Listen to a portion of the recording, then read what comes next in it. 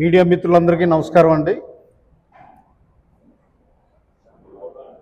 మీ అందరికీ నేను తెలుసు, నా పేరు Tammireddy Shivashankar Rao, Janasena party general secretary,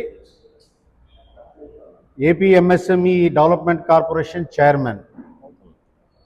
ఈరోజు మీ ముందుకి రావడానికి ప్రధాన కారణం ఏమిటి అని అంటే, మాజీ ముఖ్యమంత్రి, ప్రతిపక్ష రాజకీయ పార్టీ నాయకుడైనటువంటి వైఎస్ జగన్మోహన్ రెడ్డి గారు నిన్న ప్రెస్ మీట్లో అనేక అంశాలు లేవనెత్తారు. ఆ అంశాలన్నీ కూడా వాస్తవ దూరాలని ప్రజలని తప్పుతో పట్టించే విధంగా ఉన్నాయి. కాబట్టి మీ ద్వారా ఈ రాష్ట్ర ప్రజలకి వాస్తవాలు తెలియజేయవలసినటువంటి బాధ్యత ఓ పార్టీ నాయకుడిగా, జనసేన పార్టీ నాయకుడిగా నా మీద ఉందని చెప్పేసి ఈరోజు ఈ ప్రెస్ మీట్ ఏర్పాటు చేయడం జరిగింది. ప్రింట్ అండ్ ఎలక్ట్రానిక్ మీడియా సోదరులందరికీ కూడా స్వాగతం. ముఖ్యంగా జగన్మోహన్ రెడ్డి గారు చాలా ఆశ్చర్యకరమైనటువంటి ఒక పాయింట్ రైజ్ చేశారు, మీరు కూడా వినే ఉంటారు. రూల్ ఆఫ్ లా లేదు, రూల్ ఆఫ్ ఫియర్ ఉంది అని అన్నారు. ప్రాస బాగుందండి జగన్మోహన్ రెడ్డి గారు. రూల్ ఆఫ్ లా అంటే ఏమిటో మీకు అర్థం తెలిసి ఉంటే ఈరోజు ఆ పదం వాడేవారు కాదు. మీ 5 సంవత్సరాల పాలనలో అసలు రూల్ ఆఫ్ లా లేకుండా పరిపాలించారు. మీరు ఈరోజు ప్రస్తుత కూటమి ప్రభుత్వాన్ని రూల్ ఆఫ్ ఫియర్ అని చెప్పేసి ఎవరో స్క్రిప్ట్ రాసిచ్చి చదివారు. మీ రూల్ ఆఫ్ లా ఎంత అధ్వానంగా ఉండేది అని అంటే, రాష్ట్రం అంతా భయభ్రాంతులు అయ్యాక అంతటి మెజారిటీ కూటమికి ఇచ్చిందన్న విషయం మీరు మర్చిపోయారేమో కానీ ఈ రాష్ట్ర ప్రజలు ఎవరూ మర్చిపోలేదు. విజయవాడలో జరిగిన ఒక కేసును పట్టుకొని దాన్ని అన్వయించుకుంటూ రూల్ ఆఫ్ ఫియర్ క్రియేట్ చేస్తున్నారని మీరు చెప్పింది హాస్యాస్పదంగా ఉంది. ఆ రోజు అనేక సంఘటనలు జరిగాయి. డాక్టర్ సుధాకర్ ఇష్యూలో కానీ, లేదు మీ హయాంలోనే మంత్రి విశ్వరూప్ కుమారుడు వాలంటీర్ని చంపిన ఇష్యూలో కానీ, మీ ఎమ్మెల్సీ అనంతబాబు డ్రైవర్ని చంపి డోర్ డెలివరీ ఇచ్చినప్పుడు కానీ, అమర్నాథ్ గౌడ్ని హత్య చేసినటువంటి విధానంలో కానీ ఏం రూల్ ఆఫ్ లా ఉందండి? సర్ప్రైజింగ్ ఏంటంటే, మీ హయాంలో పంచాయతీ ఎలక్షన్స్ అన్నీ కూడా నామినేషన్లు వేయకుండా బెదిరించి, ఉపసంహరించి ఏకగ్రీవంగా ఎన్నుకోబడ్డాము అని చెప్పింది ఏ రూల్ ఆఫ్ లా మీకే తెలియాలి. రూల్ ఆఫ్ లా ఎంత అధ్వానంగా మీరు అమలు చేశారు అన్నది ఇంకో సంఘటన మీకు నేను చెప్తానండి. ఆ రోజు పవన్ కళ్యాణ్ గారు విశాఖపట్నం వస్తుంటే 3:47 విఐపి లాంజ్లోకి నేను వెళ్ళా. 4:10 మా అప్పటి మంత్రి గారి రోజా గారిని హత్యా ప్రయత్నం చేశానని నా మీద 307 కేసు హత్యా నేరం మోపబడింది. నేను అందులో నన్ను A1 అక్యూజ్డ్గా మీరు చేశారు. ఇదేమి రూల్ ఆఫ్ లా అండి? ఈరోజు ప్రతిపక్షంలో ఉండేటప్పుడు రూలు లా కనిపించిందా మీకు? కూటమి ప్రభుత్వం మీలాగా నియంతలాగా పరిపాలన చేయటం లేదు. ఈరోజు జరిగిన సంఘటనలో ఎందుకు ఇలా జరిగింది అనేది విశ్లేషిస్తుంది, విచారణ చేస్తుంది. తద్వారా బాధ్యుల మీద చర్యలు తీసుకోవడానికి అన్ని రకాల చర్యలు తీసుకుంటుంటే మీ నాయకులు మీరే ఇన్వెస్టిగేషన్ చేస్తారు. పోలీసులు వారు ఏం చేయాలో మీరే చెప్పేస్తుంటారు. భవిష్యవాణి మీరే చెప్తుంటారు. మీ నాయకులు, మీతో పాటు మీ శిష్య బృందం ఉంది, అంబటి, పేర్ని, వీళ్ళంతా కూడా వాళ్ళే ఇన్వెస్టిగేషన్ చేసేస్తుంటారు, కన్క్లూజన్లు ఇచ్చేస్తుంటారు. ప్రజలను ఈ రకంగా తప్పుతో పట్టించి ఈ రాష్ట్ర ప్రభుత్వంలో గందరగోళం సృష్టించడానికి మీరు ప్రయత్నిస్తున్నారు. ఇది మంచి పద్ధతి కాదండి. ఈ 2 ఏళ్లలో ఇంకొక అంశం ఏంటంటే రాజధాని అంశం మళ్ళీ తీసుకొచ్చారు. రాజధాని అంశం ఆ రోజు అసలు మీకు ఏ రకమైనటువంటి ఆలోచన ఉంది, మీకు ఎవరు గైడ్ చేస్తున్నారు, ఎవరు సలహాదారులు అయితే నాకైతే అర్థం కావటం లేదు. మీరు అసెంబ్లీలోనో యునానిమస్గా దాన్ని అప్రూవ్ చేసిన దాంట్లో మీరు భాగస్వాములు, మీరు కూడా అంగీకారం తెలిపారు. తర్వాత మీరు అధికారంలో వచ్చాక 3 రాజధానులు 3 ముక్కలాట ఆడారు. దాని పర్యవసానం తేలిపోయింది, ప్రజలు తిరస్కరించారు పూర్తిగా. విశాఖపట్నం రాజధాని అనడంలో మీ ముఖ్య ఉద్దేశం ఏమిటి అన్నది ప్రజలు తెలుసుకున్నారు. అక్కడ అనేక భూ ఆక్రమణలు జరిగాయి. చివరికి విశాఖపట్నం స్టీల్ ప్లాంట్ కూడా ప్రైవేటైజ్ చేసి అందులోంచి 10,000 ఎకరాలు భూమిని దారాదత్తం చేయాలని కూడా మీరు చేసిన ప్రయత్నాలు ఆంధ్ర రాష్ట్ర ప్రజలందరికీ తెలుసు. ఇప్పుడు మళ్ళీ ఏపీ రీఆర్గనైజేషన్ యాక్ట్ అమెండ్మెంట్ అయింది పార్లమెంట్లో, సాక్షాత్ పార్లమెంట్లో. అమరావతి గజెట్ నోటిఫికేషన్ వచ్చింది. అక్కడ కేంద్ర ప్రభుత్వ ఆఫీసులు క్వార్టర్స్కి కూడా 2,500 కోట్లు కేంద్ర ప్రభుత్వం అలాట్ చేసింది. అమరావతి రాజధాని పనులు శరవేగంతో వెళ్తుంటే మీ కన్ను కొడుతుంది. అమరావతి ఈరోజు గ్రోత్ సెంటర్ అవుతుంది, గ్రోత్ ఇంజిన్ అవుతుంది ఆ క్యాపిటల్ సిటీ. ఎందుకంటే అనేకమైనటువంటి రెప్యూటెడ్ ఆర్గనైజేషన్స్ వస్తున్నాయి, ఎడ్యుకేషన్ ఇన్స్టిట్యూట్స్ వస్తున్నాయి, సాఫ్ట్వేర్ క్వాంటమ్ వ్యాలీస్ వస్తున్నాయి. ఈ రకంగా అది డెవలప్ అవుతుంటే మీకు నచ్చటంలా. మీకు ఎంతసేపు ఎక్కడైనా ఘర్షణ వాతావరణం ఉండాలి, వర్గాల మధ్యన చిచ్చు ఉండాలి, కులాల మధ్య చిచ్చు ఉండాలి. అప్పుడు మీరు చాలా ఆస్వాదిస్తుంటారు. ఇది మీకున్న అలవాటు. కానీ ఈ రాష్ట్ర ప్రజలు పూర్తిగా గమనిస్తున్నారు మీ యాటిట్యూడ్ ఏమిటి, మీ పరిస్థితి ఏంటి అని. అలాగే రైతులు ఆహ్వానం మేరకే అమరావతి వస్తే మమ్మల్ని కొట్టారు అని చెప్పేసి మీరు ఒక ఎలిగేషన్ చేశారు. రైతుల ఆహ్వానం మేరకు వెళ్ళేటప్పుడు ఉన్నాయి, రికార్డ్స్ ఉన్నాయి. ఎంతమంది వెళ్ళారు, దాంట్లో ఎంతమంది రౌడీ షీటర్స్ వెళ్ళారు, ఘర్షణకి వెళ్ళారా, ఆహ్వానం మీదకి వెళ్ళారా అన్నది అది విచారణ సాగుతుంది, అది తేలుతుంది. ఇప్పుడు రైతులు ఆహ్వానం మీదకి వెళ్ళేటటువంటి ఆ పరిస్థితుల్లో వెళ్ళరు ఎవరు కూడా. మేము కూడా అనేక సందర్భాల్లో బాధితుల దగ్గరికి వెళ్తాం. వెళ్ళేటప్పుడు ఏమిటి అని అంటే నాయకులవి ఒక 4-5 కార్యకర్తలతో వెళ్ళి వాళ్ళ బాధను వినడానికి వెళ్ళేవాడు ఎవరు ఆ రకంగా వెళ్ళరు. ఒక ఏదో ఘర్షణకి వెళ్ళేటట్టు 400 మంది, మీరు అందులో 37 మంది రౌడీ షీటర్స్తో పాటు మీరు ఆ స్థలానికి వెళ్ళడం అన్నది పోలీసు వారు గమనించారు. దానికి బాధ్యులు ఎవరో వాళ్ళందరి మీద చర్యలు తీసుకుంటారు. చట్టాన్ని దాని పని దాన్ని చేయనివ్వండి. మీలాగా చట్టాన్ని జేబులో పెట్టుకొని ఈ రాష్ట్ర పరిపాలన 5 సంవత్సరాలు మీరు ఎంత నాశనం చేశారు అంటే అది కడగడానికి చాలా కష్టమవుతుంది కూటమి ప్రభుత్వానికి. ఇప్పుడు పోలీస్ స్టేషన్లో ఈ సంఘటనలు జరిగింది అని అంటే దానికి అందరం విచారిస్తున్నాం. కానీ దానికి కారణం బ్యాక్ హిస్టరీ ఎవరు? మీ ప్రభుత్వంలోనే మీరు ఇలాగ తయారు చేసిన వాళ్ళని ఇంకా మేము సరిదిద్దుతున్నాం, ఇంకా 1-2 అరా మిగిలిపోయిన వాళ్ళు ఆ రకంగా బిహేవ్ చేస్తే వాళ్ళని ఉపక్రమించేది లేదు. వాళ్ళని ఖచ్చితంగా మేము తీవ్రమైన చర్యలు తీసుకుంటాం. తరువాత చాలా ఆశ్చర్యకరమైన విషయం ఏంటంటే సర్ పేరుతో వైసీపీ ఓట్లు తొలగిస్తున్నారు అని మాట అన్నారు. స్పెషల్ ఇంటెన్సివ్ రివిజన్ సర్, అది భారతదేశంలో అన్ని రాష్ట్రంలోనూ కూడా జరిగింది. ఆ ప్రక్రియ మీకు అర్థమైనట్లేదు. అది డూప్లికేట్ ఓటర్స్ ఉన్నా అంటే 2-3 దగ్గరలో ఓటు హక్కు నమోదు అయినటువంటి వాళ్ళని తీసివేయడం జరుగుతుంది, చనిపోయిన వాళ్ళ ఓట్లు తీసివేయడం జరుగుతుంది. అలాగే కొత్త వారు ఎవరైనా ఓటు హక్కు ఉంటే వాళ్ళని యాడ్ చేయడం జరుగుతుంది. ఇది ఒక ప్రక్రియ, అప్డేట్ చేసుకోవడం అన్నది. మీ ఓట్లు ఎలా తీసేశారండి?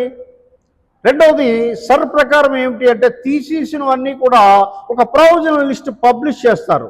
ఎవరికి ఏ అభ్యంతరాలను ఉన్నావో ఎక్స్ప్రెస్ చేయొచ్చు. ఆ రీజనల్ ఆపర్చునిటీ కూడా ఉంది. అది కూడా అర్థం చేసుకోకుండా మీరు విమర్శిస్తున్నారు అని అంటే మీరు నెక్స్ట్ ఓటమికి సిద్ధపడ్డారనే అర్థం జగన్మోహన్ రెడ్డి గారు. ఎందుకంటే వెస్ట్ బెంగాల్లో అదే ఎలిగేషన్ చేశారు, తమిళనాడులో అదే ఎలిగేషన్ చేశారు, తమిళనాడులో డిఎంకే ప్రభుత్వం కూడా ఓటమిని అంగీకరించకుండా సర్ మీద నెట్టవేయడానికి ప్రయత్నం చేసింది. వెస్ట్ బెంగాల్లో మమతా బెనర్జీ గారు కూడా అదే చేశారు. మీరు ఇప్పుడు చేస్తున్నారు అని అంటే 2029 ఓటమి మీ కళ్ళ ముందు కనిపిస్తుందనే మేము అర్థం చేసుకుంటున్నాం. ఈ రాష్ట్ర ప్రజలందరూ కూడా అర్థం చేసుకుంటున్నారు. కులాలు మతాల మధ్య చిచ్చు పెట్టాలని చూస్తున్నారు అని కూటమి నాయకులు చంద్రబాబు నాయుడు గారు, పవన్ కళ్యాణ్ గారని మాట్లాడతారు. అసలు కులాలు సహృద్భావంతో ఉన్నటువంటి దాన్ని మీరు పూర్తిగా విధ్వంసం చేసింది మీ పరిపాలనలోనే. అలాగే మతాల మధ్య కూడా విధ్వంసం చేయడానికి అనేక కుట్రలు జరిగాయి మీ పరిపాలనలో. సాక్షాత్తు శ్రీరాముడు తల నరికేసిన రామతీర్థం మీద ఈరోజు ఆ 5 సంవత్సరాలు మీరు దోషులను పట్టుకోవాలా. అలాగే ఎన్నో రథాలు కాల్చేశారు. అంటే మత వైషమ్యాలను సృష్టించి తద్వారా లబ్ధి పొందాలన్నటువంటి ఒక కుటిల నీతి, ఒక కుటిల రాజకీయమైనటువంటి వ్యవస్థను మీరు నడిపి ఎదుటివాడి మీద మనం మాట్లాడడం అన్నది చాలా దుర్మార్గం. అలాగే ఇంకో మాట, చాలా హాస్యాస్పదమైన మాట మీరు మాట్లాడారు, మావిగన్ వర్సెస్ అమరావతి అని. ఈ కొత్త మావిగన్ అనే ఒక పదాన్ని మీరు కాయిన్ చేశారు. అసలు అది గతించిన చరిత్ర, రాజధాని గతించిన చరిత్ర అయిపోయింది. మీరు 3 రాజధానులు 3 ముక్కలాట వల్ల ఈ రాష్ట్రం చాలా కోల్పోయింది మీ 5 సంవత్సరాల పరిపాలనలో. మీ 5 సంవత్సరాల పరిపాలనలో మన యువత మైగ్రేట్ అయిపోయారు అనేక రాష్ట్రాల్లోకి, పై రాష్ట్రాల్లోకి. ఇక్కడ ఉపాధి, ఇక్కడ ఉద్యోగాలు దొరక్క ఇప్పుడిప్పుడే ఆంధ్రప్రదేశ్ పెట్టుబడులకి స్వర్గధామంగా మారుతుంది. ఒక ఎంఎస్ఎంఈ డెవలప్మెంట్ కార్పొరేషన్ చైర్మన్గా నేను చెప్తున్నాను, దేశంలోకి ప్రపంచం నుంచి వచ్చే పెట్టుబడుల్లో 25% ఆంధ్రప్రదేశ్కి ఈరోజు వస్తుంది అని అంటే గర్వించాలి ఆంధ్రప్రదేశ్ పౌరుడిగా మనందరము కూడా. అటువంటి ఒక బ్రాండ్ ఇమేజ్ క్రియేట్ అయింది ఈ రాష్ట్రంలో. మీరు దాన్ని చెడగొట్టడానికి ఈ కొత్త కుయ్యక్తులు వేస్తున్నారు. అభివృద్ధి మీకు ఇష్టం లేదు, ఆంధ్రప్రదేశ్ అభివృద్ధి అవడం మీకు ఇష్టం లేదు, ఆంధ్రప్రదేశ్ ప్రజలు నలిగిపోతుండాలి. మీరు ఒక ఫ్యూడలిస్టిక్ యాటిట్యూడ్, జగన్మోహన్ రెడ్డి గారు ఫ్యూడలిస్ట్, మీరు ఫ్యూడల్ లార్డ్. ఫ్యూడలిస్ట్ యాటిట్యూడ్లు ఎలాగుంటుందని అంటే ఎవడు బాగుపడకూడదు, నేను మాత్రం అద్భుతంగా ఉండాలి, వాళ్ళు బాగుపడకుండా ఉంటేనే నేను చెప్పిన మాట వింటారన్న ఆలోచన ఉంటుంది ఫ్యూడలిస్టులకి. అది మీ ఆలోచనలో కనిపిస్తుంది తప్ప రాష్ట్రం సర్వతోముఖముగా అభివృద్ధి చెందాలి, అందరూ కూడా ఆర్థికంగా సామాజికంగా స్వావలంబనత సాధించాలన్న ఆలోచనతో కూటమి ప్రభుత్వం ముందుకు వెళ్తుంది.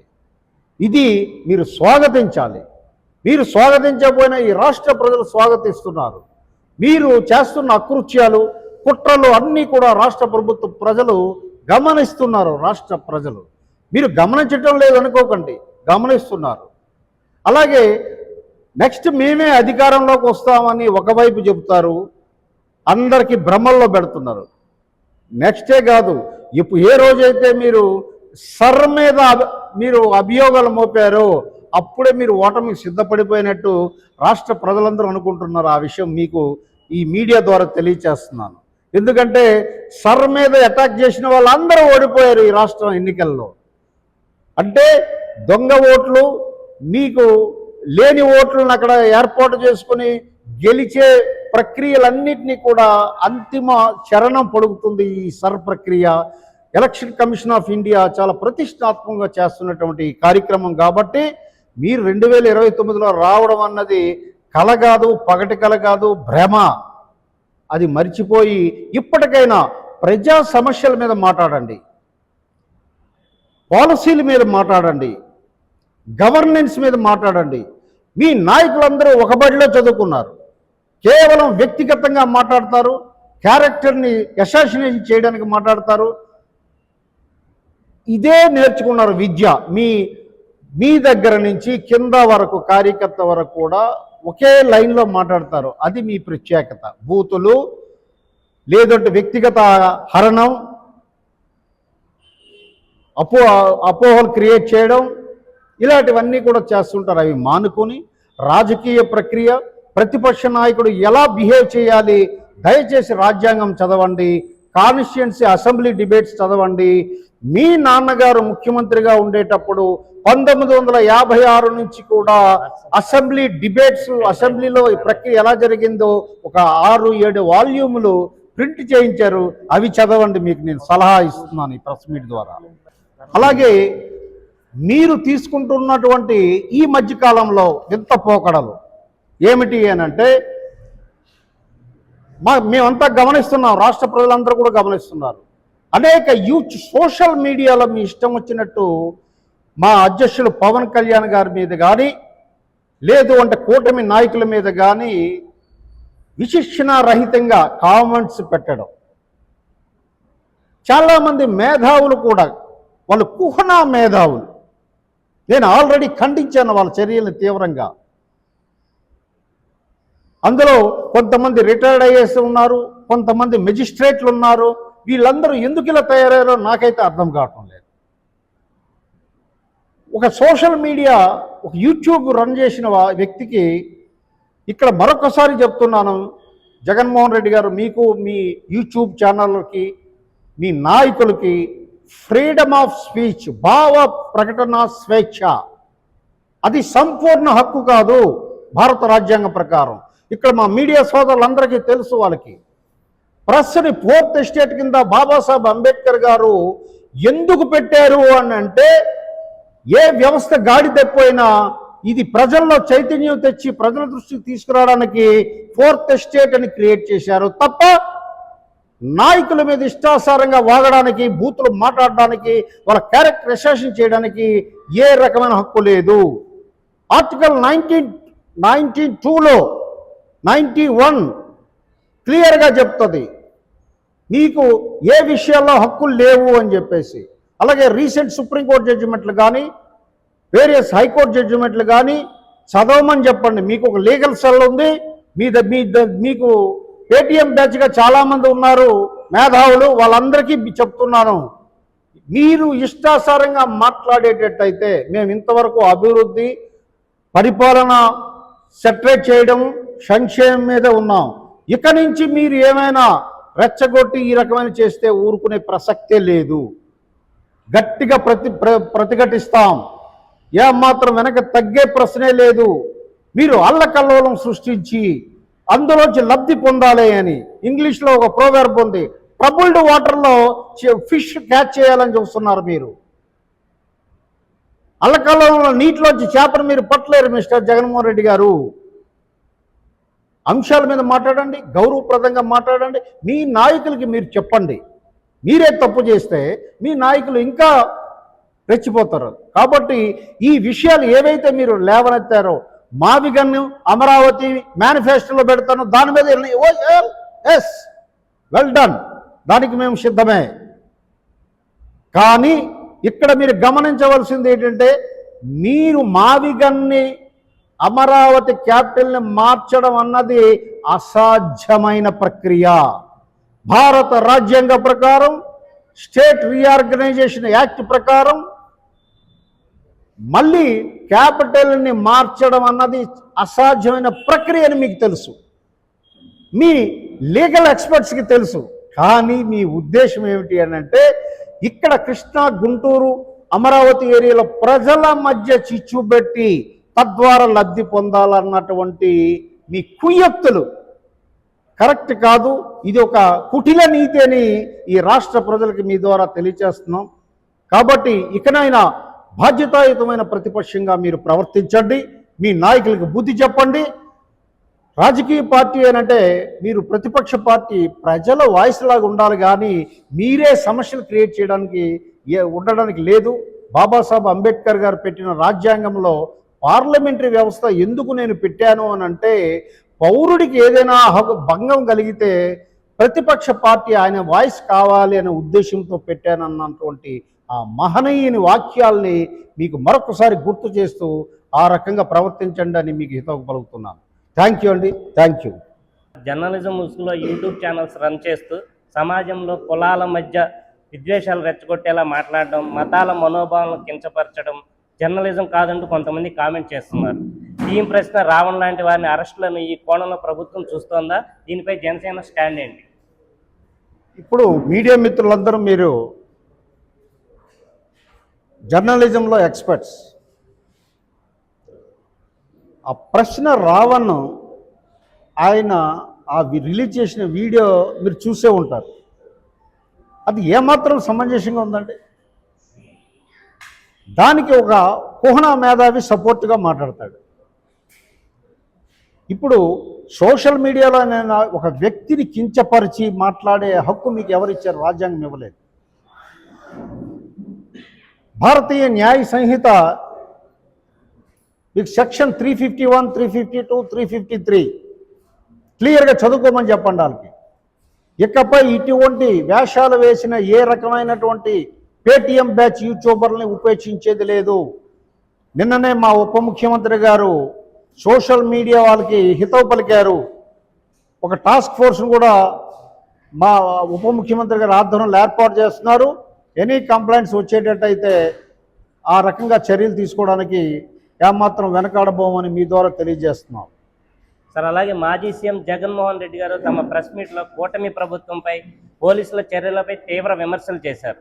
కానీ క్షేత్రస్థాయిలో చూస్తే సోషల్ మీడియా వేదికగా కొందరు వ్యక్తులు ఒక పద్ధతి ప్రకారం అసభ్య పదజాలంతో తిడుతూ అరెస్ట్ అయ్యేలా ప్రవర్తించి ఆ తర్వాత సింపతి కార్డ్ ప్లే చేస్తారు. ఇదే వాళ్ళ ప్లాన్ అని అంటున్నారు. దీన్ని మీరు ఎలా చూస్తారు? అంటే ఏమవుతుందంటే ఇప్పుడు వైసీపీ వాళ్ళు ఒక కొత్త మెథడాలజీ కనిపెట్టారు. ఏమిటంటే ఎవరినైనా ఇష్టాసారంగా తిట్టడం, బూతులు తిట్టాక అరెస్ట్ అయితే నేను పెద్ద లీడర్ని అవుతాను కదా. అంటే అరెస్ట్ ఎందుకు అవుతారు? బిఎన్ఎస్ యాక్ట్ ప్రకారం చర్యలు తీసుకుంటుంది ప్రభుత్వం, పోలీసు వారు కానీ ప్రభుత్వం కానీ. అరెస్ట్ అయితే నేను పెద్ద లీడర్ని అవుతాను అంటే ప్రజలతో పనిచేసి పెద్ద లీడర్ అవ్వాలని ఎవడో ఆలోచించటంలా. నేను అరెస్ట్ అయితే పెద్ద లీడర్ అవుతాను అన్నటువంటి ఒక వైరస్ వైసీపీ పార్టీలోకి ఎంటర్ అయింది. అందుకు వాళ్ళు అలాగా రచ్చరచ్చగా విచ్చలవిడిగా బిహేవ్ చేస్తున్నారు. దాన్ని మేము కంట్రోల్ చేస్తాం. దీని వెనక వైసీపీ అన్నదానాలు ఉన్నాయని భావిస్తున్నారా సార్? ఖచ్చితంగా వైసీపీ పార్టీయే సంస్కృతి, అది విష సంస్కృతి, అది ప్రోత్సహిస్తుంది. నేను చెప్పింది ఏంటంటే మానుకోండి, మీరు ఒక రాజకీయ పార్టీగా బాధ్యతతో ఉండండి అని వాళ్ళకి చెప్తున్నాను. రైట్.